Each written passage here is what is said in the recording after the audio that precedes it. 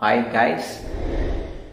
Topic today in this video is breast cancer. It's very important to be aware and make sure to screen patients with breast cancer. So by the way, this is Dr. J. I'm an internist and cardiologist. I have this YouTube account. Same time, I have TikTok. So, very interesting, breast cancer. Importante, number one, is malaman natin kung bakit ba natin pinag-uusapan ng breast cancer. Ano bang significance ng breast cancer sa Pilipinas? Second, early detection. How can it be detected early to prevent complication and death? So, first, pag-usapan natin yung bakit the importance of talking about breast cancer.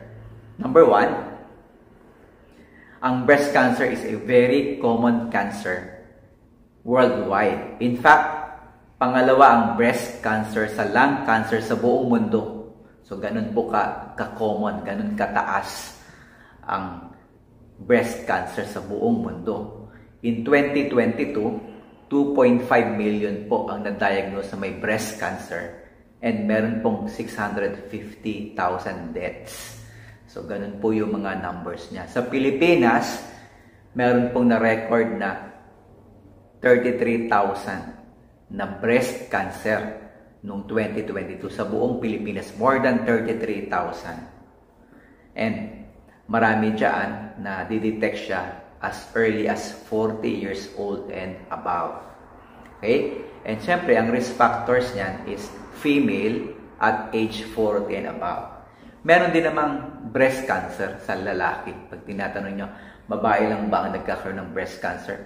We also have cases of breast cancer in male. But it only occurs in 1% of the cases ng breast cancer. In line with that, in one study, in one research done in St. Luke's for 10 to 12 years, they were able to record a total of more than 5,000 breast cancer patients. And mostly, age 40, 50, 60, ang majority of the patients having this cancer. And of course, female population. And maraming mga risk factors ang kasama if you have the breast cancer. Number one na dyan, yung female population, definitely. Second, ang kasama sa risk factor dyan is yung age 40 and above. Kasunod dyan sa mga risk factors as identified sa mga literature is alcohol and smoking.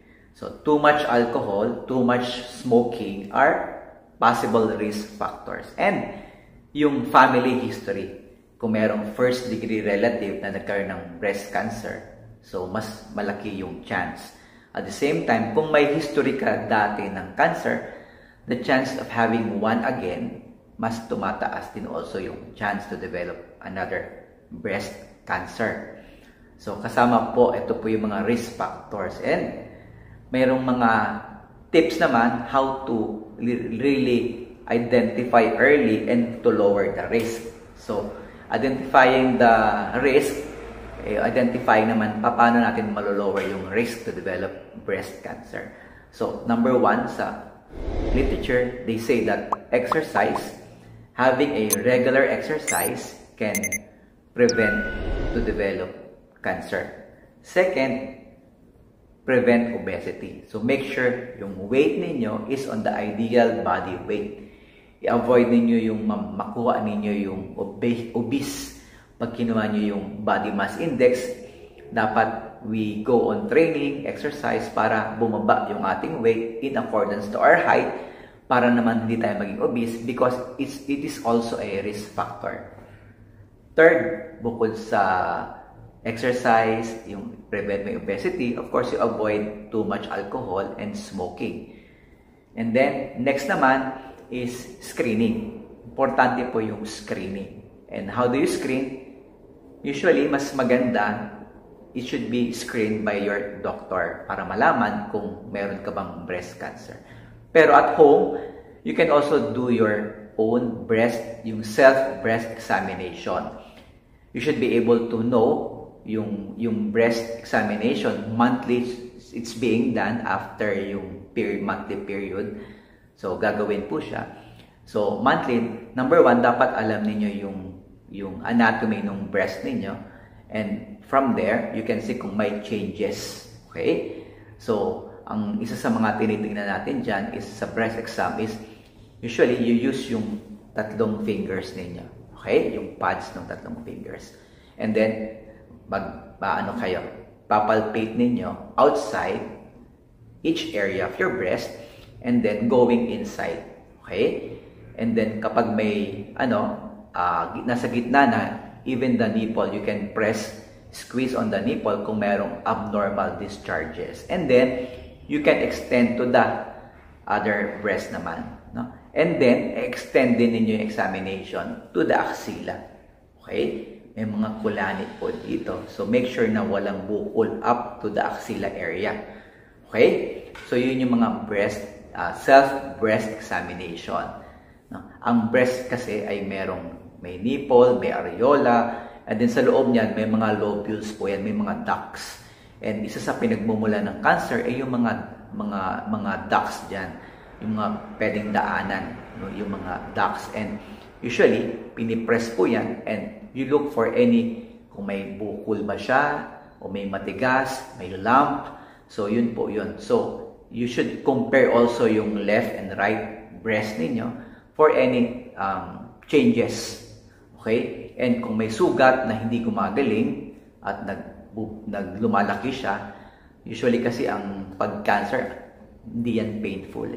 Hindi siya masakit. Kaya, minsan pinapabayaan lang yan ng mga patient. Hanggang lumaki na, and then malaking sugat na marami ng discharges, tsaka lang magpapa-check up. So, the key there is dapat makita siya the earliest time possible para maagapan. And consult your doctor kasi meron tayong mga screening tool. So, may mga examination sa blood, lalo kung mataas ang risk factors ninyo. And then, may mga imaging po tayo. Meron tayong mammogram. Usually, mammogram is advised for patients na 50 years old and above. And this is done every 2 years. No? Depende doon sa assessment ng doktor ninyo. And, pwede rin ipagawang breast ultrasound. And breast ultrasound can also check kung yung bukol ba na yan ay cyst lang o solid mass or solid tumor. So, these are the things na needed para maagapan kung ikaw ba ay predisposed to develop breast cancer, which is second leading cause of cancer na, or the first leading cause of cancer na sa Pilipinas. So, I hope everything is clear, malinaw lahat. So, kung may tanong medical o may nararamdaman ang tanong ng bayan, what to do? Sir Jay.